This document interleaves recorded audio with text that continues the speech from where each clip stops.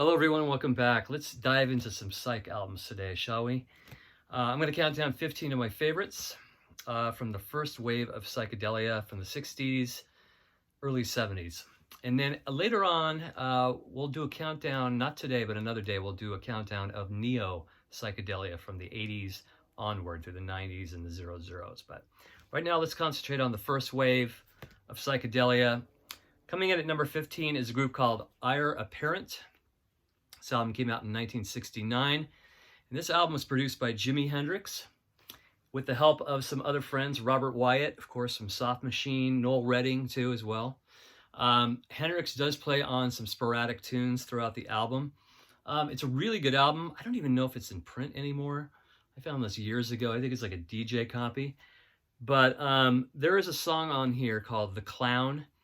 It may have been released as a single. I think I originally heard it on a Psychedelic compilation, and then I had to pick up this album as soon as I heard it.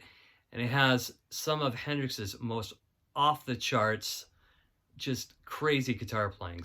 It's called The Clown. Check it out if you could find it on YouTube or any online streaming service. But the album is quite good. There's some really good songs on here. Let me put on my glasses real quick. Actually, no, I don't need my glasses. There's a song called Morning Glory and Magic Carpet that really stick out to me on side 2. But for me, the highlight is The Clown. So Heir Apparent comes in at number 1. It came out in 1969. I think the bulk of it was recorded in 68. Produced by Hendrix, and Hendrix is playing throughout the album. Coming up at number 14 is the first solo album by Syd Barrett, The Madcap Laughs. A lot of input from David Gilmour and Roger Waters. This is kind of a tough album to put together as Syd's mental state was a little unstable at the time. But there's some fabulous songs. It starts off with Terrapin, great song. There's another song called Dark Globe, which R.E.M. covered live, I think during their 89 Green World Tour. I remember seeing that. Another one called Octopus is really good. It's one of those kind of sit in the dark with your headphones on kind of listens. It's just, you know, typical Syd Barrett, just out there, kind of like half whimsical, half insanity. But a very, very good album. I think the bulk of it was recorded in around 68, 69. It didn't come out to 70. So coming in at number 14 is Syd Barrett's The Madcap Laughs. Coming in at number 13 is another drug casualty, unfortunately. Skip Spence, his only solo album, Or. This too is another great headphone listen. Starts off with Little Hands, great song. Just a lot of oddball, psychedelic, folk type music on here. Books of Moses is amazing. Just tons of crazy stuff. The album ends with this like 9-minute song called Gray Afro. Whoops. But just what happened here with this album is that I don't know after he left Moby Grape or he was still in Moby Grape, but Skip Spence freaked out, had an axe, and was wielding it at 2 of his band members in Moby Grape. He was then institutionalized in a mental hospital. While he was in the mental hospital, he wrote most of these songs, and then once discharged, he found a studio. He rode up on a motorcycle, cut all the tracks, I believe, in one day, played all the instruments, and it has this kind of disjointed kind of feel to it. And his vocals don't really sound much like they did in Moby Grape, which, you know, he was very strong, a very strong singer. He's very obviously a little disturbed. His voice is kind of warbled sounding, but it just adds to the whole vibe of the album. The instrumentation, too, is all warbly. He's playing drums, he's playing guitar, he's playing bass, but a definite unique record in rock. Highly recommended. Skip Spence's Or album came out in late 69, recorded mainly in 68, I believe. Let's move on to some psychedelic pop. This is the second album from the Left Bank, called the Left Bank 2. I'm a big fan of the Left Bank, and I forgot to put them in my 1967 albums list. Their first album is nearly flawless, the Walk Away Renee record. This album, too, is really good. Not as good, but it has some really great tunes. A highlight for me on this album is called The Dark is the Bark on side 2, really cool. There was a single on here released, I believe, early '68 called Desiree, which kind of has that old kind of walk away Renee, pretty ballerina vibe.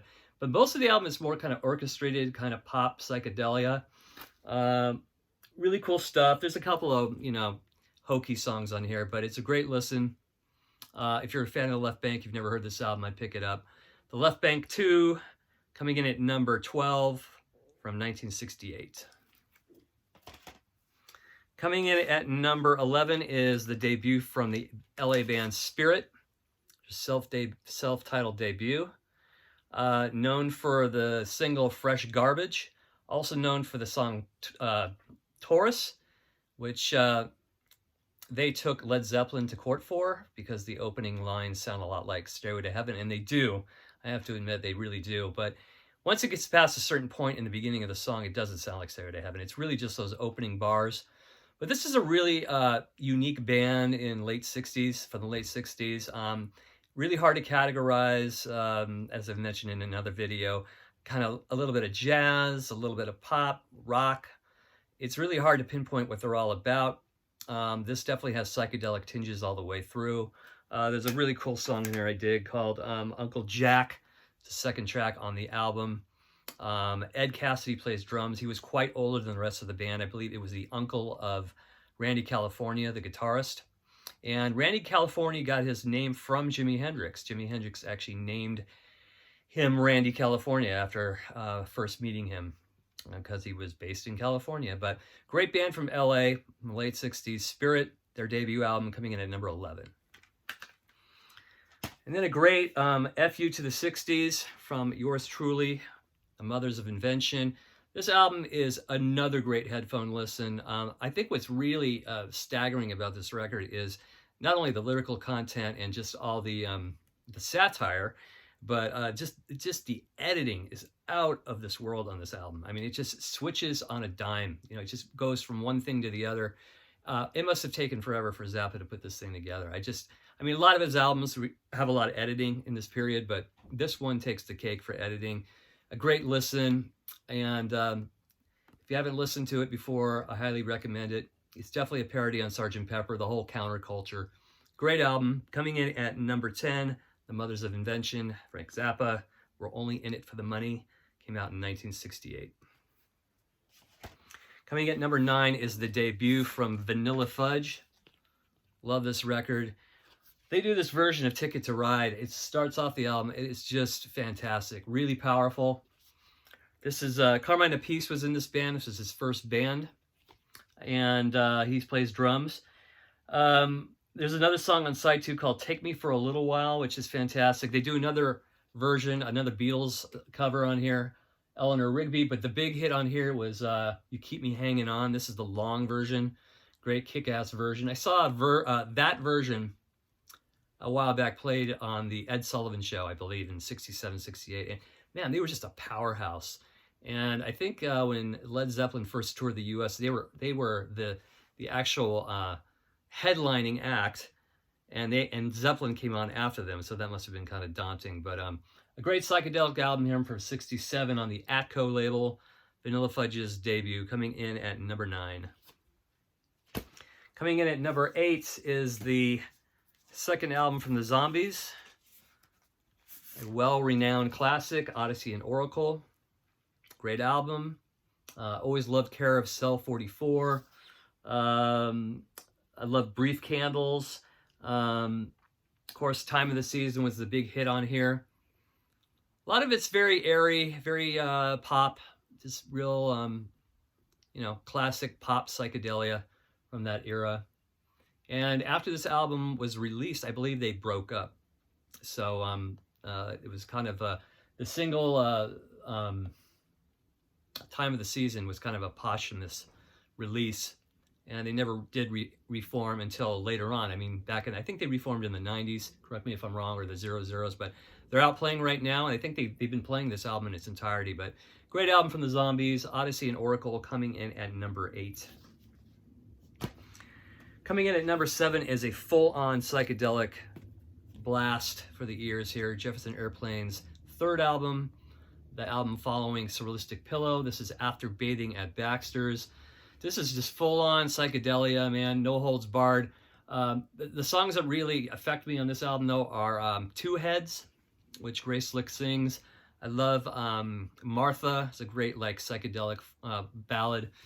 But I really dig the Ballad of Me and You and Punil that opens up the album. And then the album closes with just a classic Jefferson Airplane song from this period, Won't You Try Saturday Afternoon. Here's the original first pressing on the RCA Victor label. Great album here. One of the greatest psychedelic albums in my opinion.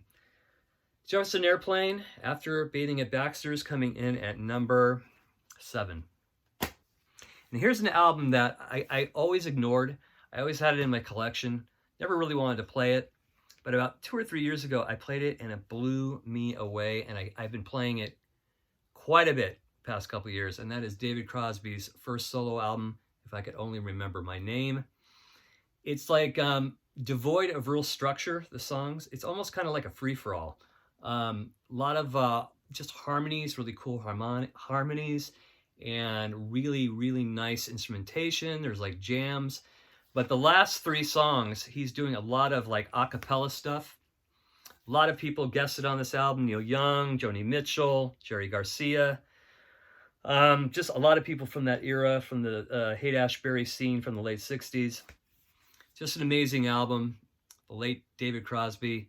And I hold this one in high regard. This is a great album. Another great headphone listen. This came out in 1971, so it's kind of past the psychedelic era, but it definitely has many psychedelic tinges to it. So if I could only remember my name, David Crosby, 1971, coming in at number 6 for me on my top 15 psychedelic albums list. Coming in at number 5 is an all-time favorite. I think I featured it in my 67 video, Traffic's Mr. Fantasy. This is the US version. The best version, in my opinion. It has Paper Sun on it. Hole in My Shoe by Dave Mason. Great psychedelic single there. Side 2 is just full of psychedelia. House for Everyone, Berkshire Poppies, Giving Into You. They're just going crazy with the psych. Smiling Faces is a great one. Of course, the title track. I also love No Name, No Number. Wait, what is it? No Name, No Face, No Number. No Face, No Name, No Number. Great ballad from Steve Winwood. And Dealer, of course, track 2. Just a great album. Probably my favorite. Sorry about that light there. Probably my favorite Traffic album next to John Barleycorn. John Barleycorn Must Die. Coming in at number 5, Traffic, Mr. Fantasy. Coming in at number 4 is one of my favorite Byrds albums, Notorious Byrd Brothers. I've mentioned this in a previous video too. Has an amazing flow from start to finish, kind of like Sgt. Pepper. I won't go into it. I've kind of reviewed it before in the past, but some of my favorite songs on here, Dolphin Smile, Tribal Gathering, Draft Morning, Artificial Energy, all great psychedelic classics. Byrds, Notorious Byrd Brothers, came out in early '68 on Columbia Records. And another album I've mentioned almost ad nauseum, but I had to put it in here one more time. Hopefully this is the last time you'll see this. My favorite Doors album, Strange Days. I won't say much about this either because I've talked about it quite a bit in about 3 other videos. But a flawless masterpiece from beginning to end. Love this album. And I think it's the most, for me, the most vibey of all the Doors albums. It really has a vibe like no other album they put out. And I think it stands right up there with the first album. And a lot of these songs were left off the first album. So great classic album from the Doors. Strange Days coming in at number 3. And for number 2, I thought I'd just present both these because they have some of the greatest psychedelic songs ever written. So I'm going to hold them both up here. Sgt. Pepper, Magical Mystery Tour. Sgt. Pepper, you've got Day in the Life, Lucy in the Sky with Diamonds, Being for the Benefit of Mr. Kite, Within You, Without You. All just amazing, obvious classic songs. Magical Mystery Tour, you've got Strawberry Fields, one of the greatest psychedelic songs of all time. I Am the Walrus. You got Blue Jay Way, Baby You're a Rich Man. Some of the greatest psychedelic songs ever written on these 2 albums from the Beatles, as well as Revolver. I didn't pull that one out because I already mentioned that in another video as well. I don't want to repeat myself too much. And my number 1 is going to be Jimi Hendrix, Axis Bold as Love. A lot of people talk about the first album, which, I mean, deservingly so. It is an amazing album, Are You Experienced and Electric Ladyland. But I think this is my personal favorite Jimi Hendrix album. Has just, from start to finish, as with the other two Experience albums, flawless. If six was 9, great psychedelic song. Side 2 has got a great rocker, You Got Me Floatin', Castles Made of Sand, Little Wing, of course. Then there's some great little blues type workouts, Wait Until Tomorrow, Spanish Castle Magic, Up From the Skies, Little Miss Lover. The whole album just has a vibe that only Hendrix could put out. Bold as Love ends the record.